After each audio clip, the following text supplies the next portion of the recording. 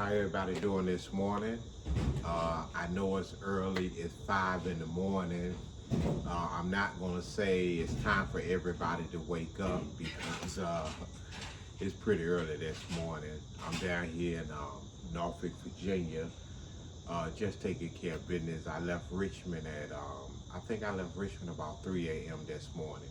Well, anyway, it's been a while since I talked about finance, and I just wanted to touch bases with everybody to see how their finance was doing, because a lot of times what happened, we can be distracted, we can have a goal set far as our finance concern, and then we can get off track. So, but everything is still going good.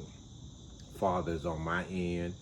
I have let me see, one big CD that I have. It matures next month. I haven't decided what I'm gonna do with it. Father has invested. Now I know that I'm not gonna take it and just waste it and spend it. So I will be reinvesting. I don't know whether or not I'll be taking the whole thing investing. Maybe I may take the interest from it and use it for something and then invest the rest. But father's other investment that I have, where I have two more CDs, but I don't think they mature. I think they mature sometime in November. Now what I did do now, I did buy much more stocks. So I brought a new stock. So let me fill y'all in on something. So before I tell you the stocks that I brought, I give you an understanding. When a person go to a store and buy product from that store, you're not really investing in that store. You're only the consumer. The person that uh, put money into the store for them to buy more product, that's the person that invests in that store. So a person can invest in any type of business all they want, and the business can still go out of business if there's no consumer for their service or to buy their products or whatever the case may be. So it was a thing out concerning Target. I didn't even know anything about it. I think my wife said something to me about it, that um, some people are trying to talk that Target did something and they want to ban Target. All right, so let me say this right here. Um, we are the pawns, and people that's higher up, that's more of an influence, they are the major pieces. For an example, on the chessboard, they're the major pieces, and we are the pawns. So what I try to do is I try to follow what the major pieces are doing and not what the pawns are doing. So when the major pieces tell somebody not to shop somewhere or to not get that personal service, the pawns, um, they're getting the pawns to move. And what they do is they come in when, long story short, let me say this right here.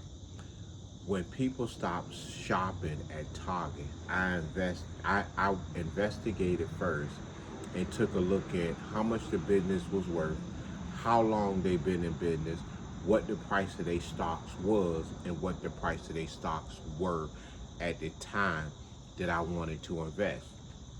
So I invested in Target, and I invested in Target the same way the major pieces invested in Target when they got the pawns to stop shopping there and the stocks go down.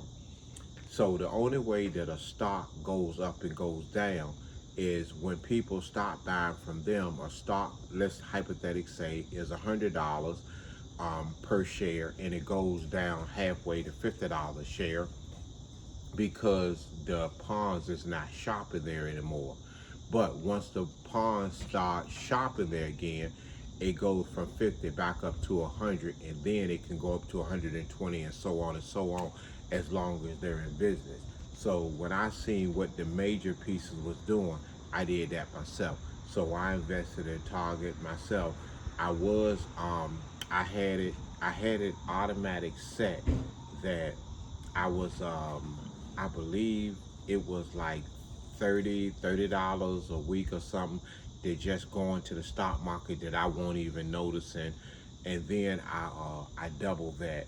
So I got pretty quite more shares from doing that, and I think it was a wise investment. So I'm always looking to invest. So that's basically typically what's going on with me, and I try to stay focused because this one thing I do know for sure: if a person is saving money in a bank, they're doing an injustice to themselves.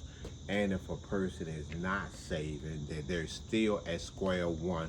Since I've been having this conversation with them, they're still at square one. We need to do more than just getting by.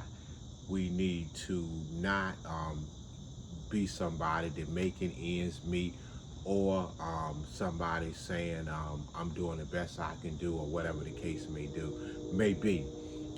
We can do better. We can sit down and do our finance better. And you always got to remember this right here. This is one reason that I spend money wisely. I make sure that I save money, and I try to keep my account and my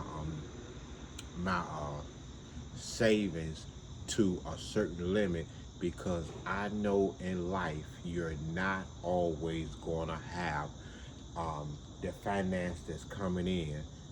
It's not always going to be coming in that way. This year here, you may have a job, service, or whatever you do, you bringing in $100,000 this year, and then next year you might be broke down to $30,000 a year, $50,000 a year. Just give you an example of what I'm trying to say, because some people live life like in the moment and not thinking about the future. So, in other words, I just wanted to share. We're getting close to the holidays. I'll be talking more about finance and savings and investing, because it takes a big burden off a relationship in a household when you get your finance in order. But until then, y'all